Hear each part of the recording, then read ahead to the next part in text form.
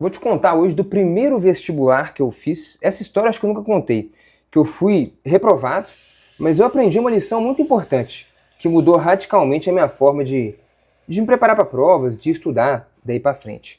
Esse vestibular, passar um cafezinho aqui enquanto isso. Esse vestibular nem foi no terceiro ano do ensino médio, para entrar na faculdade. Foi uma prova quando eu estava no 8º ano do ensino fundamental, né, no 9º ano, e eu ia ingressar no ensino médio. Aqui em Belo Horizonte, na época, o pessoal chamava isso de vestibulinho. Era uma prova que eu ia fazer para entrar no IF, no Instituto Federal, no Cefet, na verdade, aqui, para fazer ensino médio técnico e tal. Talvez tenha isso aí na sua cidade, no seu estado, eu não sei. Mas, cara, eu fui me preparar para essa prova, eu era bem novo, né, então muito imaturo, do ponto de vista de estudo mesmo, né? Eu tinha o quê? Uns 14 anos, quando você está terminando o ensino fundamental, acho que é isso, né? 15, 16, 17, primeiro, segundo, terceiro ano, por aí. Devia ter uns 14 anos de idade. E, velho, eu dediquei pra cacete, tá? Dentro do que eu entendia que era dedicar. Na época, meus pais pagaram pra mim um cursinho presencial e tal, um cursinho que preparava pra essa prova aqui em BH e tal. Meu irmão, eu ia lá, nunca matei nenhuma aula, estudava, fazia as tarefas mesmo, pô, levava a sério mesmo o negócio. Eu entendi que meus pais estavam fazendo um investimento ali pra mim e eu queria honrar aquele investimento, né? Fazer um esforço à altura. Eu realmente me dediquei bastante, cara. Eu estudei tudo, nunca deixei de fazer nada. Tinha os livros lá de literatura que o pessoal recomendava para você ler, que poderia cair uma questão na prova e tal, né? Aparecer no edital. Na época de escola, meu irmão, eu nunca tinha lido nenhum livro. Eu sempre, sei lá, li um resumo um dia antes para fazer a prova e tal. Os livros lá eu lembro até hoje, cara. Eu li Vidas Secas, do Graciliano Ramos. Era um dos livros. Que inclusive eu gostei pra caramba, talvez tenha sido o primeiro livro que eu li de verdade. Li também, agora eu não vou me lembrar, cara, mas eram alguns poemas do João Cabral de Melo Neto, que depois falava muito sobre o rio Capibaribe e tal, umas coisas assim. Olha pra você ver como é que a lembrança é forte, né? Isso eu me lembro mesmo. Depois, inclusive, eu li muito João Cabral de Melo Neto, depois de alguns anos e tal, fui vir a gostar muito de Morte e Vida Severina, que eu leio pelo menos uma vez por ano, acho muito bonito aquela prosa poética ali e tal. Mas enfim, o fato é o seguinte, estudei pra cacete, levei a sério, só te dando contexto aqui, cara, não deixei de fazer nada, fiz tudo by the book, eu era um dos caras do cursinho lá que mais eu levava a sério e estudava bem o negócio. E eu não passei, cara, eu fui reprovado, acho que eu não passei nem perto de passar, pra falar a verdade, e eu fiquei profundamente triste, cara, porque ali eu me deparei com o que eu entendi como a primeira grande injustiça da vida e do processo. Não vou dizer injustiça, né, mas eu entendi ali que não existia uma relação direta entre você se esforçar muito e você conseguir alguma coisa. Eu tinha me esforçado pra caramba, de verdade, eu tenho consciência disso, né, bem mais do que muitas pessoas, e algumas pessoas que não tinham se esforçado tanto acabaram sendo aprovadas. Não sei, talvez os caras eram mais inteligentes, mais competentes intelectualmente do que eu, sei lá, mas eu sei que eu me esforcei pra caramba, e eu não vi o resultado daquele esforço, sacou? Cheguei na prova, eu como eu disse, não só fui reprovado, como não cheguei nem perto de passar, e vi outras pessoas que talvez não se esforçaram tanto passando, e aquilo ali pra mim foi muito triste, não só por não ter passado, mas por perceber que a vida tem desse lance aí, cara. Nem sempre quem se esforça mais é quem ganha, nem sempre o cara mais rápido ganha a corrida, nem sempre o cara mais forte ganha a luta. E eu fui entendendo que, apesar que o esforço é sim um elemento importante na equação, tá? Não tô dizendo que você não tem que se esforçar nem nada, só se esforçar não garante o sucesso, né? E esse foi um aprendizado muito importante que eu tive ali aos 14 anos. Lógico que nem tudo isso eu percebi e me dei conta aos 14 anos de idade, né? Isso foram algumas coisas que eu fui percebendo boa parte depois, de 1, 2, 3 anos, né, voltando e revisitando essa experiência que eu tinha vivido. Enfim, tudo isso para dizer que esse aprendizado, cara, e eu não sei se você tem, mas aí depois, muitos anos depois, como eu me tornei professor e tal, dei aula em grandes cursinhos, etc e tal, eu vi alunos que estavam há 2, 3, 4, 5 anos tentando o vestibular, normalmente medicina, alguma coisa muito concorrida assim, né? E eu olhava e falava, meu irmão, esse cara vai ficar mais 3, 4, 5 anos, porque ele tá se esforçando muito, mas ele não entendeu que o que importa não é esforço, é muito mais a direção.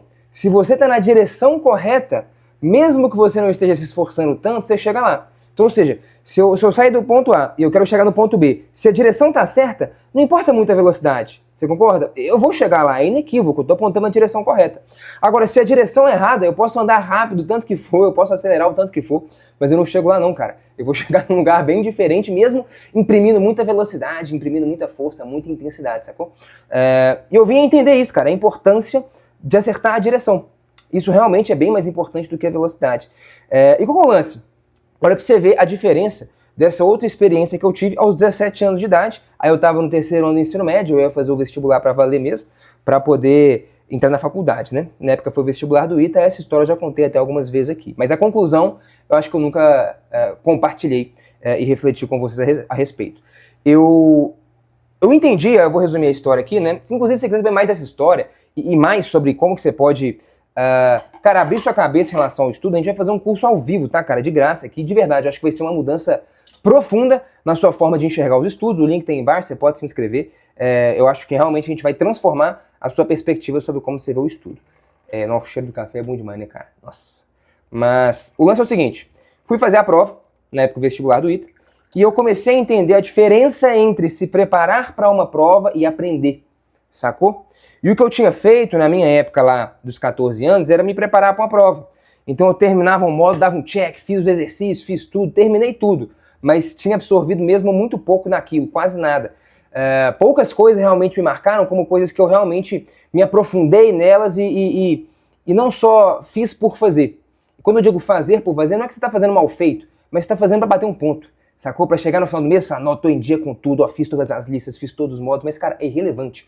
Quantas listas você fez, quantas aulas você assistiu, isso é irrelevante. Você vai chegar no dia da prova, do Enem, do vestibular, o que é que seja que você for fazer, meu irmão, ninguém tá nem aí quantas aulas você viu, quantas listas você fez, você viu ou não a matéria inteira, você concorda? Isso é irrelevante, ninguém vai te perguntar, cara, prova aqui que você viu todas as aulas e você está aprovado. O que importa é realmente a sua capacidade de pensar, qual que é a sua espessura intelectual, o seu repertório, qual que é a sua capacidade de raciocínio, de desenvolver ideias com base em todo o conhecimento que você precisa ter. É isso que é relevante. Certo? Enfim, na minha época lá então, dos 14 anos, eu percebi que eu gastei e investi muito tempo em cumprir as tarefas, sacou?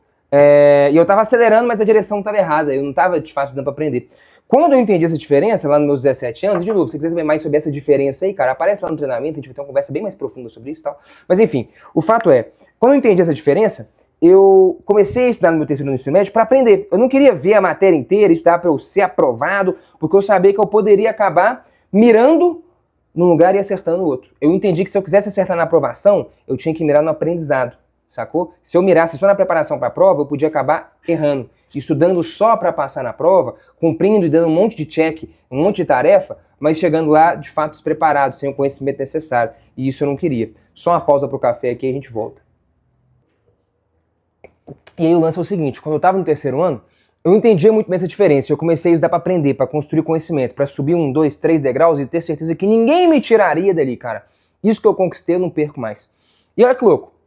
Eu tinha uma convicção, como eu escolhi fazer a prova do ITA, eu estava muito defasado em matemática, em física, eu tinha quase certeza absoluta que eu não passaria na prova.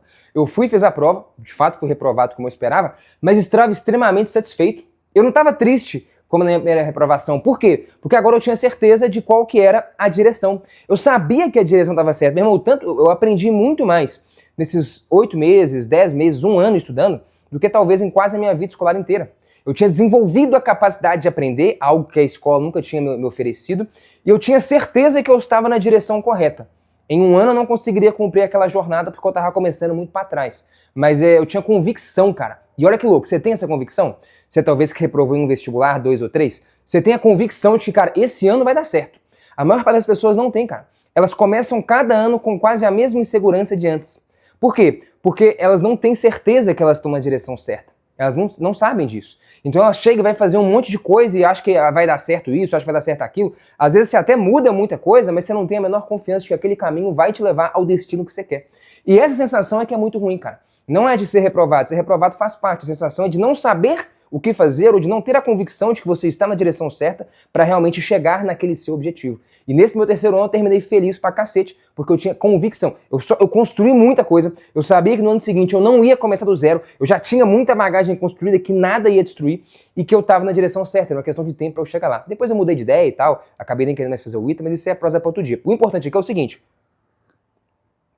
faça a reflexão e me conte aqui embaixo. A maior parte dos estudantes sequer tem a maturidade de perceber isso que eu estou te falando. Mas a prosa é, se você está nessa de ir fazer vestibular, seja pela primeira vez, seja pela segunda, pela terceira, você tem convicção de que você está na direção certa? Porque a velocidade é pouco relevante quando a direção é a correta. Você pode dedicar muita energia, cara, mas o esforço não é o suficiente. Se você estiver na direção errada, você vai errar. Eu tô sendo bem sincero. Lá aos 14 anos eu me esforcei pra caramba, cara. Fiz tudo by the book. Aos 17 também me esforcei pra caramba. Mas a diferença entre as duas situações era o grau de maturidade que eu desenvolvi e principalmente, né, a minha capacidade de entender quando eu estava de fato estudando para aprender, para ter domínio, e quando eu estava estudando aquilo só para fazer uma prova. E aí o seu conhecimento acaba ficando extremamente fragilizado. Você esquece, dá um branco, chega 1, 2 meses que passou aquele estudo, você já não lembra mais, você fica inseguro, você deu o check, você fala, cara, eu vi todas as aulas, eu fiz as listas, eu segui o protocolo, mas o protocolo é irrelevante. O esforço é pouco relevante, cumprir ou não o protocolo é pouco relevante. São coisas relevantes? São, mas a direção é a mais relevante de todas. Se você está na direção errada, esquece, bicho. Você pode pôr energia que for. Então, eu sendo bem sincero, se você está entrando no ano de estudo, principalmente, talvez seja o seu 2º, 3º ano, não sei, reflete um pouquinho sobre a direção, bicho. Tira às vezes 2, 3 dias, principalmente agora que é carnaval aí, cara, reflete um pouco sobre a direção. Eu te garanto que se você tirar 2, 3 dias para pensar sobre isso, para eventualmente fazer algum ajuste, você ganha muito tempo lá na frente. Então não entra acelerado igual um maluco estudando, talvez fazendo as mesmas coisas que você fez no ano anterior e que não te levar ao resultado que você queria. De verdade, talvez repetir tudo igual não vai te levar lá. Então, enfim, fica essa reflexão, me conta aí embaixo o que você acha. Como eu disse, se quiser entender e ajustar essa direção, eu realmente acredito que esse treinamento gratuito que a gente vai fazer vai ajudar a abrir sua cabeça e mudar completamente sua perspectiva sobre um estudo eficaz na direção correta, que com certeza vai te levar aos resultados que você quer. Bom, é isso. Me conta aí embaixo a sua opinião. Quero saber. A gente troca uma ideia nos comentários. Sapere Audi. Valeu!